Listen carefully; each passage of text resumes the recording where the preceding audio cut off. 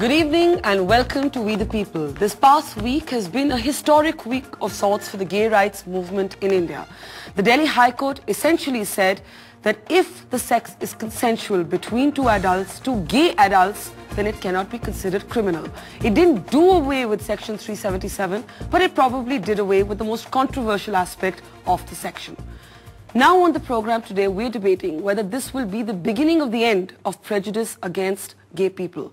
Will other states follow suit? Will the government put its money where its mouth is and actually go ahead and not appeal against this verdict? And also, will this change the cultural fabric of our society as we know it? So many questions. Let me start with Wendell Rodrigues, if I may. Wendell, you're somebody who's never hidden the fact that you're gay. You know, you've come on the show before, you've spoken about being gay and all the rest of it. I know a lot of people would therefore then turn around and say that, listen, hey, Wendell Rodrigues exists with complete comfort. You know, he lives with his partner, a lot of people know them, he's a famous fashion designer. There's nothing really interfering with your life. So why was this judgment, which is only Delhi-based so far, why is it so important to people like you? Because you were pretty much living your life as you wanted anyway. Well, I was quite happy with the judgment for the community and what the judgment stands for. It's a lengthy 105 pages, which I read yesterday. Really? You read all 105? Yeah, I read word by word. And I also read Section 377 when I learned, after I signed my pacts, that I could be a criminal or could be, you know, picked up. And so I read both of them. I think for this day today, I'm proud to be an Indian, because the judgment that was given out was so beautifully worded.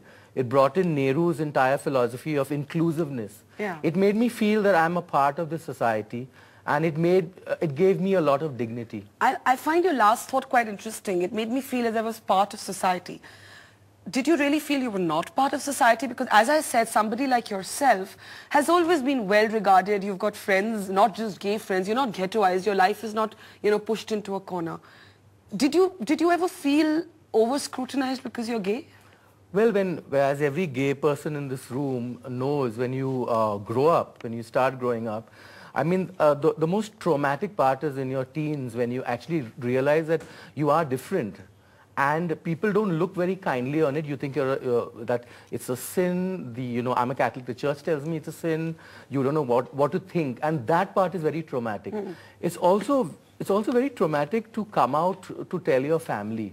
In my case, I have beautiful parents and my family, and I just brought my friends home and they met my lovers. Well, I didn't have many, but I had this long-term relationship that went on with just about 2 people. So, and they knew, and I mean, the buildings that I lived in Mahim in Bombay, everybody knew. I never hid it. Yeah. I just acted naturally. And I also kept it at the back of my mind that I was going to be a kind of person that was, you know, going to make sure that no one could throw a stone and say, you know, he's behaving so atrociously. Yeah. Or, you know, he's up to this, you know, stuff, you know, with young boys. I didn't want that thing. Can I just correct that? He said that the church thinks that it is a sin. Being a homosexual, church does not consider it a sin. But being involved in homosexual activity, that is sin. What is the difference? There is a big difference. What is the difference, sir? Even I didn't get that. Yeah, you might be a homosexual, but as long as you are not involved in homosexual activity, you can fancy another man, but you can't have sex with him. Yeah. Basically. Yes, precisely.